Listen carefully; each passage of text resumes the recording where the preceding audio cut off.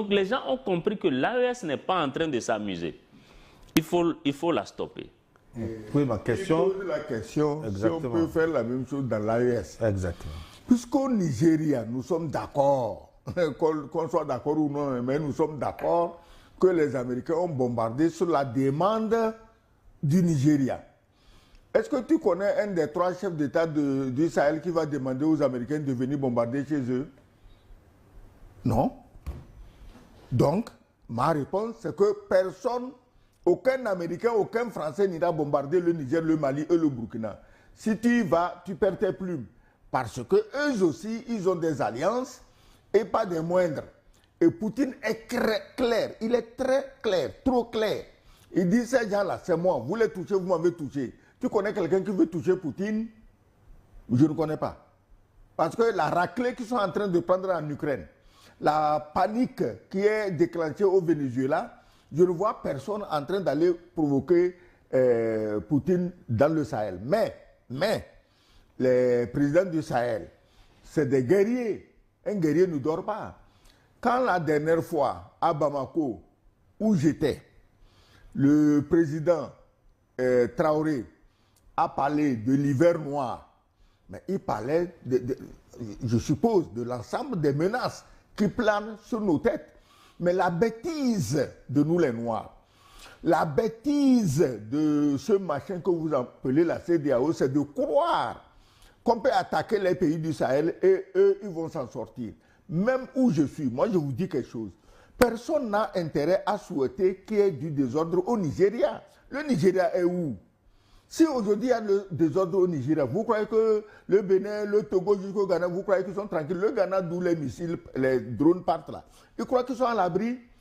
Moi, donne-moi 1 minute.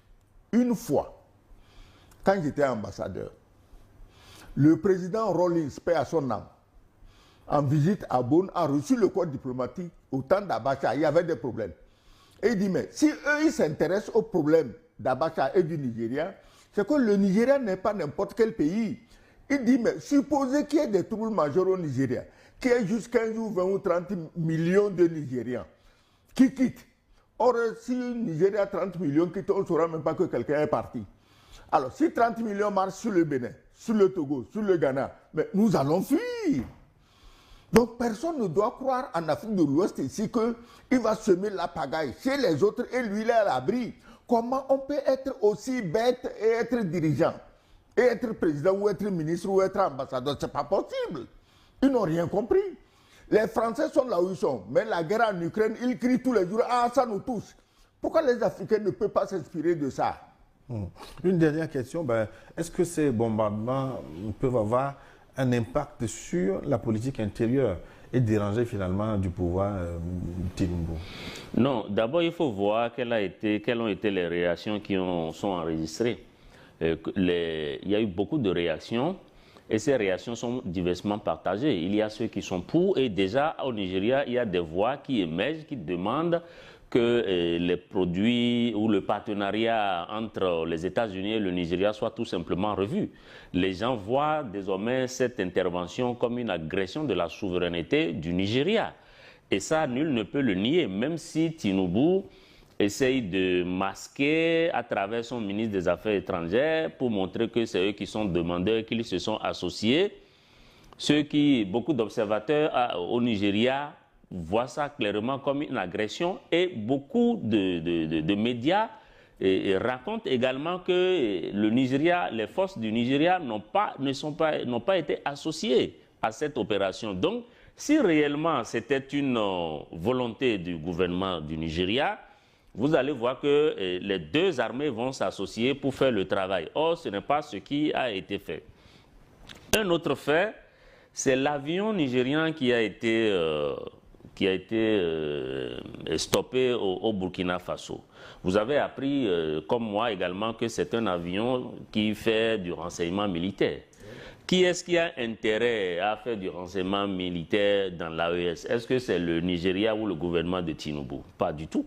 C'est les Occidentaux, c'est les Américains, c'est les impérialistes qui, effectivement...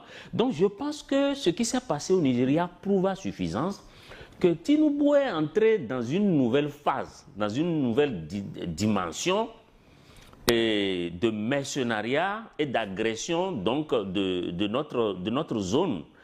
Il est entré dans une nouvelle phase de son partenariat mesquin avec les Occidentaux.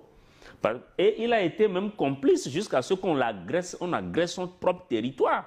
Et ce qui est recherché ici, ce n'est pas seulement le Nigeria, c'est l'AES qui est visé ici. Parce que n'oubliez pas que les États-Unis ont toujours considéré les richesses du sous-sol africain, et notamment de l'AES, comme étant leur propre réserve à eux. Ça a été manifesté à travers les comportements de plusieurs dirigeants, depuis Bush. Même les déclarations. Donc, pour eux, les réserves ou les richesses minières en Afrique, et notamment dans l'AES, c'est leur réserve à eux. Et aujourd'hui, vous avez vu que les dirigeants de l'AES ont repris main sur leurs richesses et sont en train de se mobiliser. Vous étiez à Bamako, vous avez vu l'ampleur, vous avez vu la dimension, le dynamisme qui est la nouvelle dynamique de l'espace. Donc les gens ont compris que l'AES n'est pas en train de s'amuser. Il faut la stopper. Et c'est ça, c'est cette manœuvre-là qui a commencé comme ça sournoisement.